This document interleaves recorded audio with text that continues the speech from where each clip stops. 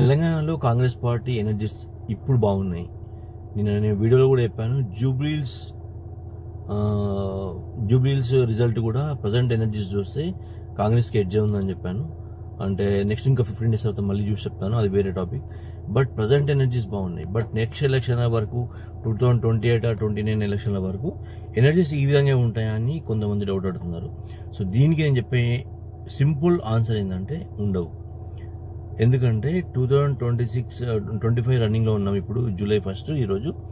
But 26లో వరకు బాగున్నాయి. 2026 దసరా దీపావళి తర్వాత 2027 ఎండింగ్, ఈ పీరియడ్ చాలా చాలా ప్రాబ్లమ్స్ ఫేస్ చేయాల్సి వస్తుంది.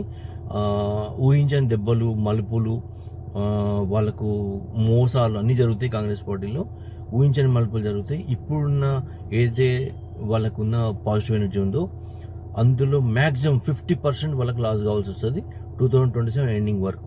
సో ఎవరైతే మీరు కాంగ్రెస్ పార్టీ వాళ్ళు చూస్తున్నారో ఈ వీడియోస్, సో మీరు మీ ఓటింగ్ శాతం పడకుండా చూసుకోండి, లేకపోతే మీ కలెక్షన్స్ మీరు చూసుకోండి.